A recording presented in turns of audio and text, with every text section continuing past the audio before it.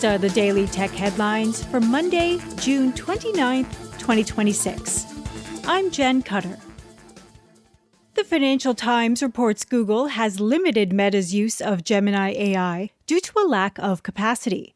Sources say Google informed Meta in March it would be unable to provide the requested capacity, disrupting some of Meta's internal AI projects. Meta has since requested staff increase their efficiency with AI tokens, and earlier in June, Google signed a $920 million a month leasing deal for computing capacity from SpaceX. Google and Meta declined to comment. The Wall Street Journal reports China's Zhipu AI, Z.AI, released its open-weight GLM 5.2, claiming researchers found it can match Mythos in bug finding and other cybersecurity environments. Researchers note Z.AI is not as strong as Anthropic's and OpenAI models in other task types. The Z.AI model is available to download and run on local hardware. Australia's government proposed an update to the social media ban. The new legislation, if passed, would double the penalty for a systemic breach from 49.5 million Australian to 99 million Australian, approximately 68 million US. The e-safety commissioner would also receive new powers, enabling the commission to compel internal material from companies in breach, such as company board minutes and internal emails.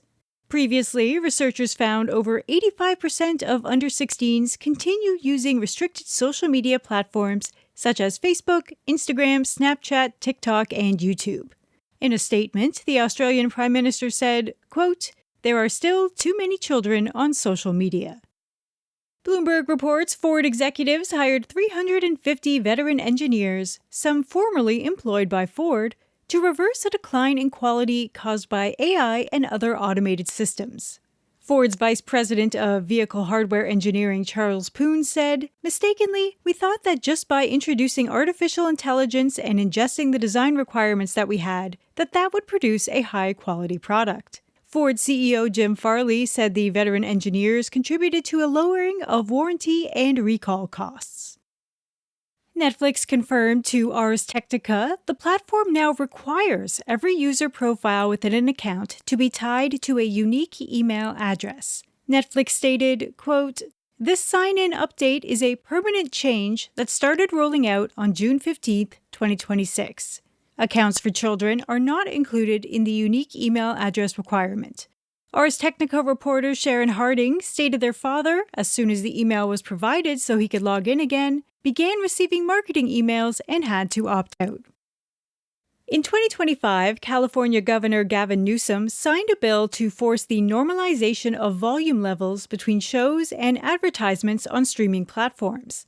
The Motion Picture Association had opposed the bill, claiming ads may have different volumes due to various encoding pipelines. In a 2025 statement, Democratic Senator Tom Umberg said, quote, "If they can find a way to boost the volume, they can find a way to not boost the volume." A federal law already prohibited TV broadcasters from playing commercials louder than the main content being presented. This California bill now applies the standard to streaming platforms beginning on July 1st. Sony sent a notice to PlayStation users that purchase movies through the platform, reading, "You will no longer be able to access your previously purchased content from Studio Canal, and it will be removed from your video library." The full list of 551 films and TV series is available on the PlayStation site for affected regions, including the UK, France, Italy, Germany, and Spain. Kotaku contacted Sony to ask if there will be any type of compensation for the removal, but received no response at this time. And this week, NASA is launching a rescue mission for the Swift Observatory, which studies gamma-ray bursts, planning to boost Swift to a higher orbit after intense solar activity caused it to sink.